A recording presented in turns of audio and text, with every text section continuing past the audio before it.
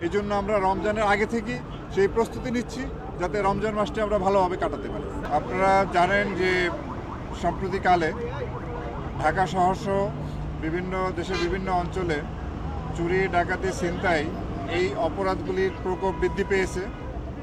তো আমরা rapid action battalion আমাদের ঢাকায় 5টি এবং ঢাকার বাইরে 10টি ব্যাটালিয়ন সহ আইন শৃঙ্খলা রক্ষাকারী বাহিনীর আপনার পুলিশ, ডিএমপির যারা আছে তাদের সাথে সমন্বয় রেখে আমরা কাজ করছি এই অপরাধগুলি নিবৃত্ত করার জন্য। ইতিমধ্যে বেশ কিছু ছিনতাই, চাঁদাবাজি, দস্যুতার মতো ঘটনা ঘটেছে। অতি সম্প্রতি রাজশাহীগামী একটি নৈশকোচে ডাকাতি সংঘটিত হয়েছে এবং সেখানে মা বোনদের সম্ভ্রমহানির একটা অভিযোগ আছে। তো এটা খুব দুঃখজনক এবং আমাদের ঢাকা শহরে আমরা দেখেছি যে অনেক ক্ষেত্রে মা বোনরাও ছিনতাইকারীর সম্মুখীন হচ্ছেন। এটি খুবই দুঃখজনক। আমরা আপ্রাণ চেষ্টা করে যাচ্ছি এই অপরাধগুলি দমন করার জন্য। রাজশাহীগামী সেই নৈশকোচের ইতিমধ্যে বেশ কয়েকজন দস্যু গ্রেপ্তার হয়েছে এবং তাদের বিরুদ্ধে আইনগত ব্যবস্থা গ্রহণ চলমান আছে। আমরাও ইতিমধ্যে পুলিশ, র্যাপিড অ্যাকশন ব্যাটালিয়ন এবং আইন শৃঙ্খলা রক্ষাকারীর অন্যান্য বাহিনী এবং যৌথ বাহিনী ইতিমধ্যে বেশ কিছু ছিনতাইকারীকে আমরা গ্রেপ্তার করতে সক্ষম হয়েছি।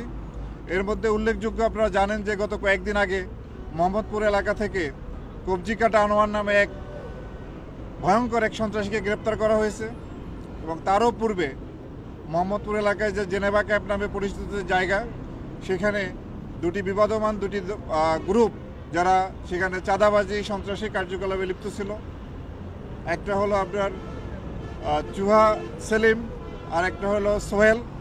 এই দুই গ্রুপের যে লিডার তাদেরকে আমরা গ্রেপ্তার করেছি।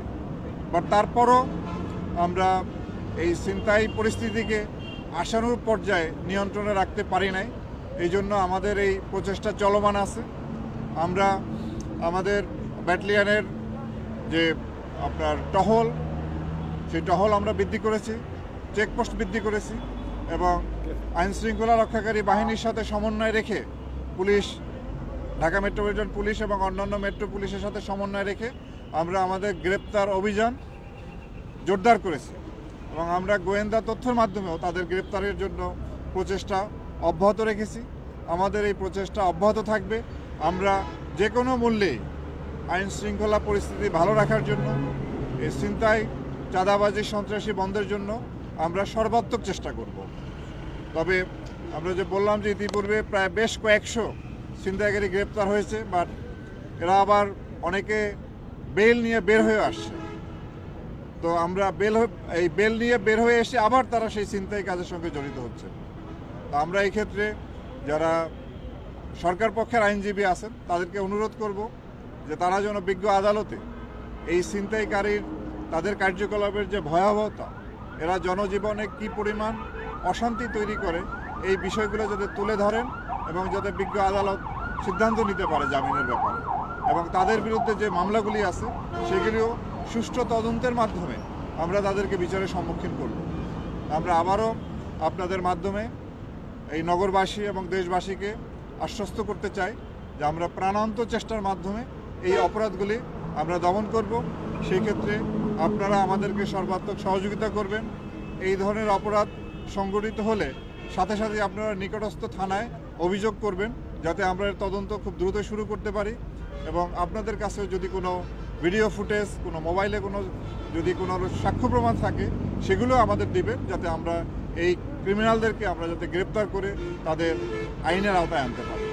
আমরা আবারও আপনাদের সহযোগিতা নিয়ে এই অপরাধ দমনের জন্য, নিয়ন্ত্রণের জন্য আপ্রাণ চেষ্টা করবো ইনশাআল্লাহ। টহল কার্যক্রম, আমাদের চেকপোস্টের কার্যক্রম এবং তাদেরকে গ্রেপ্তার করার জন্য আমরা সর্বাত্মক প্রচেষ্টা গ্রহণ করেছি। এটা আপনার সবসময় চলে, এটা এখন জোরদার করা হয়েছে এবং সামনে আপনারা জানেন যে রমজান আসতেছে। রমজানের সময় আমাদের দেশে যে কেনাকাটা, ঈদ সামনে রেখে যে কেনাকাটা হবে, এটা বিপুল সংখ্যক অর্থের ট্রানজ্যাকশন হবে। এই সময় এই ধরনের অপরাধগুলো বাড়ার একটা টেন্ডেন্সি থাকে, সেটা যাতে বাড়তে না পারে এই জন্য আমরা রমজানের আগে থেকে সেই প্রস্তুতি নিচ্ছি যাতে রমজান মাসটি আমরা ভালোভাবে কাটাতে পারি।